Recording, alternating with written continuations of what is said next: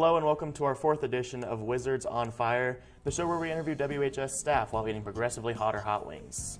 I'm this week's host, Jack Oglesby, and joining me today is our school resource officer, Officer Smith. Hello. Officer Smith not only keeps us safe in the school, but also teaches classes about law-related topics.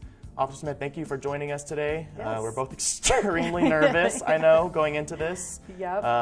I didn't sleep. How have you been preparing for this episode? I'll be honest, I've watched every episode so far that we've done here at Windsor High School. I've also watched a few episodes of the original series on YouTube, so really that's the only preparation that I've done. Yeah, so. Me too. I'm like, I don't even want to know. Yeah, but either way, I'm excited. So again, this is the best part of my job is I get to get involved with the student projects and things like that. So I'm really excited to be here. So this is wing number 1, just hot. Okay, go Wizards. Yeah, That's not that bad. pretty classic. Mm-hmm. So when did you decide that you wanted to be a police officer? Yeah, I always had the desire to be in law enforcement, but it took me a little while to get into that finally. Oh, excuse me, I'm already salivating. I went into law enforcement actually kind of in my mid to early 30s. I decided after many side jobs that I worked, I was a store manager for Starbucks for a little while. I did some stuff with 24-Hour Fitness, did some nannying, babysitting, just a lot of other side jobs. Never really finished college, but kind of decided after my time with Starbucks that I wanted to get into law enforcement. So I did a bunch of ride-alongs with some officers. I was living in the Boulder-Longmont area for a little while, and I just was really just, you know, entranced with the desire again to want to help others. I also got really close with my SRO when I was in high school, when I went to Rocky Mountain High School in Fort Collins. And so from there, I was able to keep that connection going throughout my adult life, and he still inspired me again to go into law enforcement. Did you always know that you wanted to be an SRO, or? Yeah, actually. So again, with my connection that I had with my SRO in high school, his name is Officer Gammon. He's still currently working with City Fort Collins. He's one of the commanders for the Northern Colorado Drug Task Force. And again, throughout my adult life, I stayed in contact with him and continuously asked, you know, what is law enforcement about? And so I got the job working for Windsor Police Department in 2019. And shortly after that, after about 2 years, I was a patrol officer. The SRO position opened up, and I immediately called my previous SRO and I said, hey, this opportunity came about, and tell me what you loved about it, and, you know, just a little bit more about your role as an SRO. And so he again continued to work through like, well, you still continue to make those connections even post-graduation. And so I gathered as much information as I could and knew that eventually I was going to end up in this position. So this is now my fourth school year here at Windsor High School, and this is the best part of the job. Some officers will say it is what we consider like a privately kept secret in law enforcement, when you can get in and be involved with the school system and the students. So. Were you an SRO in any other schools before? No, Windsor Police Department was the first agency and the first law enforcement job that I ever picked up, and so I've been here since 2019, and I'm hoping that this will be my only agency, and again, probably my last assignment in terms of what I do in law enforcement. So you don't have any plans for law enforcement after? No, I mean, like I said, I love being in the school system. I love making those connections with students. Even just last year, I think I gave out 3 diplomas, and so being up on stage with those students that can really hit that really amazing milestone of graduation really fulfills my heart, and knowing that I made an impact on those students, and so that's the best part about this job. With the school resource officer position, you can wear many different hats, whether it's the law enforcement piece with the school safety. Obviously, I can investigate potential crimes, things like that, but I also can wear an informal counselor mentorship position, and as you mentioned, I can also get into classrooms and teach. Yeah. So, yep. All right, well, let's go into wing number 2. Sounds good. This is garlic hot. Oh. This is actually one of my favorites when we go to Wing Shack. I know, this is my favorite too. Uh-oh, he's losing it. I'm already... All right, so you played the flute in high school, and what did you like about band?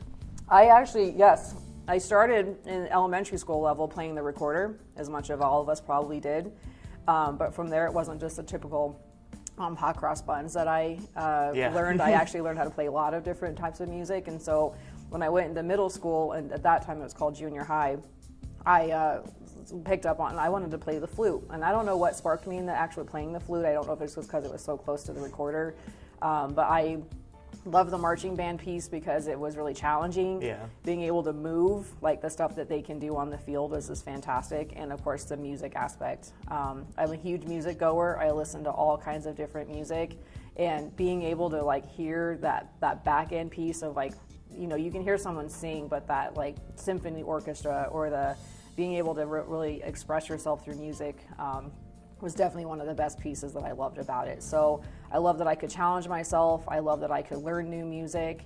I love that I could play just about anything, even on the flute, and especially in marching band. That's one of my favorite things, to go to the football games and listen to the band. And it's been my hope, hopefully, maybe within this year, is to actually get in and play with the band. So I still have my flute and the piccolo that I had since I was in high school. And when I took this SRO position, I immediately went to Boomer Music, and I got my flute completely like repadded, repolished, just back up to where it was when I was in high school. And it's amazing because even after the few years that I haven't played, it's just like riding a bike. Like I was able to pick up the instrument and just play whatever came to my mind. Really? And I love being able just get into the zone and kind of just be free with that.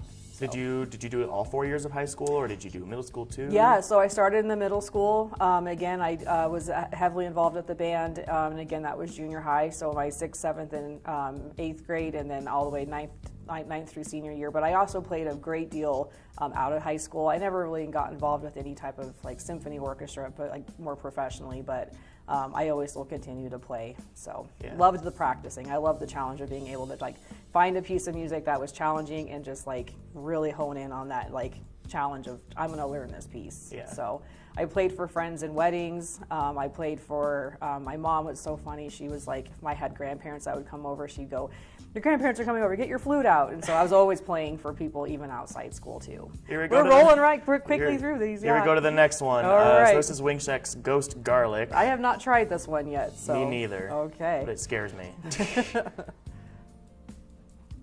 Mine was a little piece, so I'm just going to eat that whole one. Mm-hmm. That one's hot. That's hot. Okay, so you were last pulled over in Windsor when you were 19. Oh, yeah. What did you get pulled over for? It was for speeding. So during your background investigation, when you get hired on in law enforcement, you have to disclose any and all criminal activity that you may have been involved with. And then, of course, your driving record, they want to see. I know that one definitely builds. But they want to see you, your driving history and things like that. So you have to be completely honest in your background investigation. So because, again, they can find it. Everything's a paper trail, so they know. So it was, again, about 19 years old. This was back again when Windsor was a very, very small town. I don't know if it was definitely as expanded as it is now. I don't even remember where it was. It must have been somewhere here on Main Street. But I got pulled over for speeding and was given a ticket for speeding, but I also, because again, I was still a new driver, didn't have my insurance, proper insurance, and my registration, I think, was expired. So I learned a very big lesson that day. The officer was still very kind to me. But during my background investigation, when they asked about my driving record, my chief's interview, which is the final interview that you do before you get hired on, he pulled it and he goes, "What happened here?" And I was like, "Oops, I'm sorry, Chief, I was 19 years old." So, but the fact that I can openly talk about it. So that was my last speeding ticket I ever got, was when I was 19. So some of those young drivers out there, you may make bad choices when you're either young or an adult, but if that's your final lesson that you've learned, hopefully those officers can make that good connection and teach you. So. But yeah, that was the last time I got pulled over, and I did have a couple accidents I got tickets for, but nothing for speeding. So I feel like my tongue is. Yeah. So do you still work with the officer that did pull you over? I actually don't even remember who it was. Again, it was so long ago, and I know for a fact that when I got hired, a lot of those officers that were working with Windsor at the time, I don't think still worked for Windsor. But I just thought it was really, again, ironic that I got a job with somewhere that I got my last speeding ticket for. So, yep.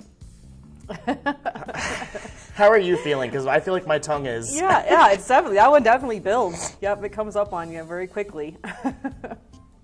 Okay. Well, you need to take a minute. Do we want to go to the next one already? All right. Well, so we'll go to question 4 now then. Yeah. So this is, Wing Shack's Bear Hot. Beautiful. Okay. A little. Let's see. Let's see. All right. Like I said, go Wizards. We took a little bite, but that one was pretty saucy. Ooh. Oh God. Uh-oh. Okay, so like you mentioned, you used to work at Starbucks. Yes. Yeah. Before you joined law enforcement. Why did you decide on Starbucks? Oh man. So I was again in my early 20s or so.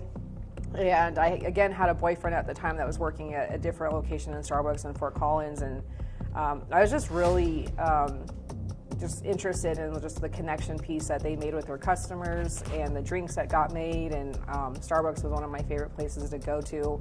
So went to a different location in Fort Collins, got interviewed by the manager. And like I said, I just fell in love. I fell in love with the company. I fell in love with the people I worked with, and especially the customers.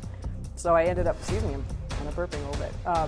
I spent 13 years working for Starbucks, and the greatest part about Starbucks is that you can work at several different locations throughout your small career, however long that may be. And so I started in Fort Collins and then decided I wanted to go to Seattle for a little while and just experience being away from home and out of Colorado. And so the great part is that that's where Starbucks was. So that's where the company was founded, was in Seattle. So found a store working in what's called Alki Beach, which is in West Seattle. And it was literally, it faced the water, which was fantastic. You could see the boats and all kinds of people just go by. And so I worked at several different locations in Washington, which was really fun because I met a lot of people from corporate, whether it was in store design, food management. The company was just so big, but after about a year, came back, worked in some stores in Boulder, and that's what took me some time to get into law enforcement. I decided I wanted to be a store manager for a little while, and so I was a shift supervisor most of my time there, but they were promoting me into a store manager role. Became a store manager after some time, but realized I didn't like being a store manager. Yeah. I had to do the hiring and the firing and the scheduling and the budget, and it was not, I was not a very good business-minded manager. So stepped back down into shift supervisor role because I still felt I had a good, strong sense of leadership, but never wanted to take over, again, the management piece. And then that was when I went into the decision to make law enforcement one of my career paths. So my goal was originally to make it to 15 years at Starbucks, because at 10 years I got recognized by the company as a 10-year partner, and was able to, I got like a fun little cool like 10-year plaque. So I wanted to hit 15 years because I wanted to hit my 15-year plaque, but left before I could do that because I, again, found the law enforcement aspect and moved back up north, and now here I am. So, but the best part about it is, for some of you that have had interaction with me, is it's that connection piece. Yeah. So I think that's where I got a lot of my drive to go into law enforcement, was to again, have that connection and work through those problems and help other people. What was your favorite drink to make?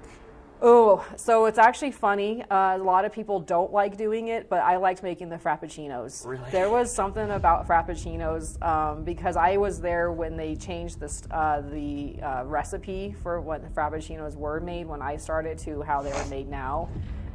It used to be that you could never modify a Frappuccino. It was just like a pre-made mix, and that was it. But now you can make them however you want, with whatever milk you want, whatever flavor you want. But throughout my time at Starbucks, they had what's called Frappy Hour. So during the summertime, in order to gain more business, we had like half-off Frappuccinos between like 3 p.m. and 5 p.m.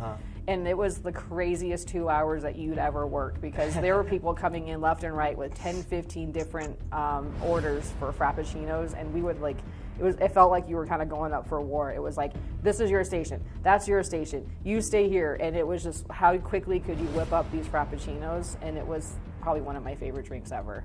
So I feel like that actually wasn't as bad as the Yeah, last the one. bear hot actually kind of cooled it down a little bit. It did, weirdly enough. It almost had like a barbecue-y taste. It did, yeah. I was surprised on that one, so. Yeah. So, you know, I used to work in food as well, and so I want you to tell me a story about a time where a customer just made you so mad. Oh my gosh. That you... That I couldn't even... So I like to say that a lot of my law enforcement, like, de-escalation skills came from my years working at Starbucks. Yeah. But I know I have several stories. It's really amazing because we had this one... again, throughout the time, we never used to have oat milk and coconut milk and all that. It used to just be whole milk, soy milk, and non-fat. That was the only three that we had. And now you can make all kinds of different lattes. Well, coconut milk came out at one point, and it does not froth well. There's not like that added fat to it. It's just kind of just standard, just kind of watery coconut flavor. And there were people that ordered what was considered coconut milk cappuccinos. And for people that don't know what a cappuccino is, it's designed to just be espresso or whatever coffee and then all milk, depending on how much milk you want. Or not all milk, but like frothed milk. And so we would get this customer that would come in and she would want a super dry coconut milk cappuccino. And I was like, every time she'd come in, I'm like, there's no way I can do this. So again, it took me a few tries, but I know for a fact, again, at 5 a.m., because I always worked the 4 a.m. to like about 2 p.m. Shift. So I was always there for the morning rush. I was never going to win this lady over. Like, it took like several pitchers of coconut for me to even get this milk to froth. And it was amazing how angry she would get at us for not making a dry coconut milk cappuccino. So those are the ones that I would probably least prefer to make would be the cappuccinos, because if you're not a good, like, if you couldn't work the milk in the pitcher correctly, then it wasn't going to go very well. But you get angry customers. Yeah, and then you get that angry customer who could not understand. I'm like, I'm trying everything I can, but sometimes there's that time where you're never going to win that person over. So. I feel like I'm trying to stall. Okay. Because we're finally at the last three. So we're at the last three now, which we're going to get hot now. Sounds good. Okay. So this is the bomb. The bomb. I've heard some pretty nasty things about the bomb. So yeah, I've heard that it hot. It's hot. It builds. So, well, what did you do to get prepared for today or this morning? Have you done anything at all? Just toast. Yep. I had a little bit of toast myself. So, all right. Well, here we go, guys. Here we go. Okay. It's not bad right now, but It starts off very subtle, but I can feel it starting to build there a little bit. It does not taste very good. Yeah. Oh, God. It has I've heard that this one has the more peppery flavor to it, so. That is so bad. Okay, so you love movies with Jim Carrey. Is what I've been told. Yes, yeah, yeah. Uh-oh, there it is. Yep, it's coming.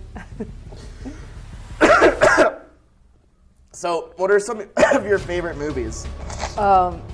Uh-oh. That was going to take some time.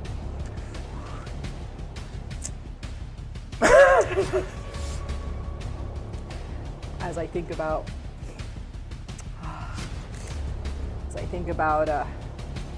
even one single Jim Carrey movie here. Yep, we're going to breathe through that one a little bit. I can't feel my tongue. All right. So one of my all-time favorite Jim Carrey movies was Liar Liar. I've seen that movie probably 1,000 times. Oh, man. Ooh. Well, this is where we're going to stall a little bit. So hot. You do have a little tear coming Yeah, down your I face. can feel it. Yeah. So yeah, when Liar Liar came out, I think it was like 1997, about 12, 13 at the time. For some reason, I fell in love with that movie, and I saw it 65,000 times in the theaters. I walked over to the movie theater that was nearby my house, and it's like a $2 theater, so it was super easy, super cheap to get into. My face is, I can't, my face is numb. I always did prefer Jim Carrey in more of those silly roles, which is what he was more infamous for. The serious ones that he did, I watched them, like Truman Show, Eternal Sunshine of a Thoughtless Mind. I don't even know if that's the right name of it, but wasn't a huge fan of those. So Dumb and Dumber, again, one of the classics that he was in. Well, excuse me. Yeah, so those are going to be some of my top 2 or maybe 3. I know the Christmas ones. Again, I'm drawing a total blank right now because I can't think. What is that Christmas film that he was in? Oh man, I can't feel my face. Yeah, my face yeah, is like. Yep, it starts to. I think I started to get a little tear down my face as well too. But yeah, Jim Carrey when he's in those more silly roles are definitely my favorite. He hasn't done anything most recently that I've seen, and he kind of went through this, as far as I know, because I followed his career a little bit. Kind of went through a little bit more of a spiritual change. So I watched some interviews with him when he talked about that, which was actually still pretty empowering. But yeah, Liar Liars by far one of my favorite movies. How did that one treat you? That one definitely hit. I mean, that one's definitely uncomfortable. Got me kind of in the back of the neck there a little bit too. So I'm gonna blow my nose here real quick. You know when your like sheets Yeah. fall asleep? Yeah, yeah. That's what my whole face feels like. Yep, that's exactly right. Yeah. You need a Kleenex? I still can't. I feel like breathing makes it worse. It does. The water, actually, if you just take a little sips and kind of just let it brush over your mouth a little bit. I don't even want to know. You're right. What the next one is. I took. It does have a warning on here, though. Eat at your own risk. Sauce is very hot. The Mad Dog will blow you away. This doesn't even say what it is. It just says beyond insanity, and I feel like I'm about to go insane. Yeah, that one's a little crazy. All right. Should we? 2 more. We can do this. All right, so this is Mad Dog's 537. 357. 357. Yeah. 350,000 Scoville units. The bomb is coming back again. Okay. I need to take way small. That one I like tore way more off than I wanted to.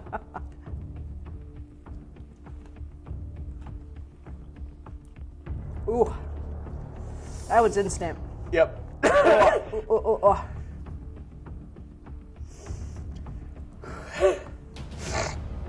It's true what they say. After the bomb, you can't really taste the rest of it. You can't taste it. It's just hot. Yep. It's been said that you're an amazing belly dancer. Yes. What got you into that? Oh man, wow. There's something I haven't done in a long time, but if I could, though, I could still do some really good dance moves. Back in the early 2000s, when Shakira first came into the pop culture level, again, my previous SRO was a huge Shakira fan. He also spoke Spanish, lived in Spain for a long time. That one's getting me in the back of the throat. And so he would share some of his music with me. He was like, hey, check this out, check this out. So he introduced me to Shakira. And I bought a DVD that was one of her live concerts. And I was just so entranced by the movement that she would have on stage. And I didn't even know what it was at the time. So I did some research and found out she was a belly dancer. Found a class through the city of Fort Collins. And I don't know, I had never taken a single dance class before in my entire life, but the instructor said I was a full natural at the movement, at the understanding of isolation of the body. And so I took the 6-week series class, and the instructor offered me a position working for her dance company, taking further classes, moving from the beginner level up to the performance level. She even said to me, she was like, I was so envious of you when you first took classes. She's like, because you just moved so naturally to this music. And so did a bunch of performances. I experimented with a lot of music. I don't know if that came from my time working or playing the flute. Oh man. Oh man, yeah. The water helps for a second, so I have a few minutes or few seconds to talk before. It helps for like 5 Yeah, seconds, yep. and then it just makes it worse. Yep. But yeah, so I did a lot of performances, and the cool thing about belly dancing is that you can improv to it really well, put on a song that you know pretty good, and just come up with movement. And so that's what I ended up doing, and really, really, truly enjoyed the art and the dance, and being able to perform. And we did all kinds of cool shows, even at like the City of Fort Collins 4th of July events and festivities or festivals, and that was my experience in belly dancing. So I could still do some of the moves now, probably not as best as I used to when I would practice more. But it just keeps building. It does. It keeps building. The water helps for a quick moment, but. When did you start? I don't know if you already answered that. Yeah, sorry. My memory. Yeah, you're fine. Yeah, so it was in the early 2000s, about 2003, 2004. And I did it for a few years, but then again, I moved to Seattle and never had a troupe that I could dance with in Seattle. Then adulthood picked up and just never went back to it. But I do miss it. I don't want to go to the next one. I know, we have one more left. Ooh. All right. Okay. Ooh. I feel like I'm like, my vision is so blurry. Yeah. All right, onto the final one, Elijah's XXX Extreme Regret. Yeah. Gotta find a good corner on my end too. Go Wizards!